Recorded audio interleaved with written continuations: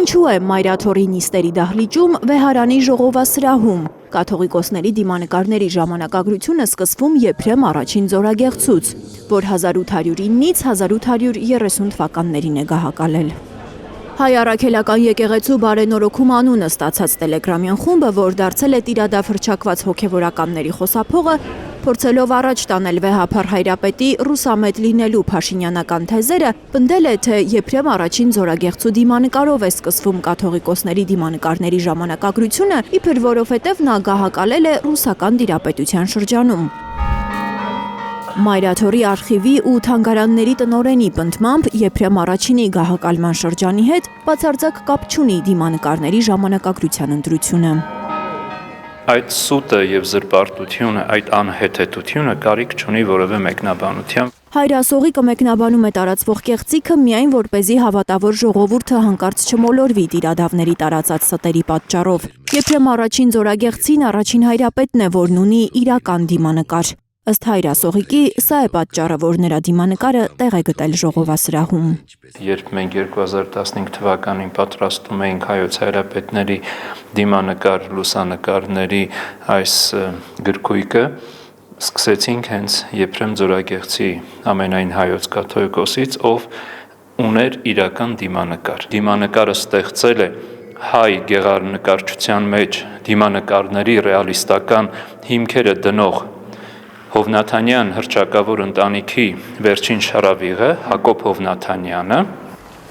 Մայրաթորի վերանորոգումից հետո է վեհափառը որոշել, որ Վեհարանի ժողովասրահի պատերը պետք է զարդարեն կաթողիկոսների ոչ թե մտածածին, այլ իրական դիմանկարները, որ հոգևոր հայրերը որոշումներ կայացնելիս իրենց թիկունքում զգան նրանց ներկայությունը։ Մեր այսօրվա շնորհալի նկարիչներից մեկին պատվեր տվեցինք, որ նա ստեղծի ամենայն հայոց կաթողիկոսների դիմանկարները, հիմնվելով արդեն առկա պատկերների վրա եւ ինքնուրույն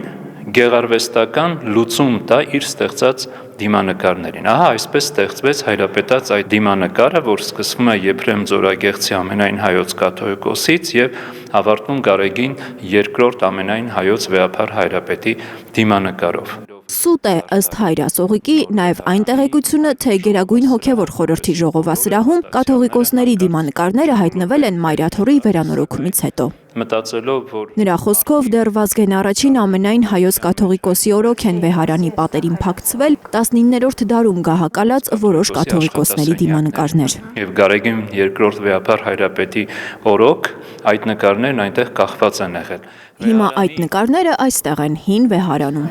պահպանվում են որպես թանգարանային նմուշ։ Հայրապետած սրահում այդ դիմանկարները այլ կաթողիկոսների դիմանկարների հետ միասին ցուցադրված են։ Զավեշտալի է անվանում հայրասողիկը նաև իրենց եկեղեցի բարենորոգողներ հռչակածների տելեգրամյան գրառման այն պնդումը, գեղանկար եւ դիմանկարներ որպես իբր հայոց եկեղեցու պատմությունը սկսվում է Սուրբ Գրիգոր Լուսավորչից, վեհափառի համար Եփրեմ առաջին ձորագեղձուց, մինչդեռ ըստ հայրասողիկի հայոց եկեղեցին սկսվում է Սուրբ Թադեոս ու Բարդուղիմեոս առաքյալներից։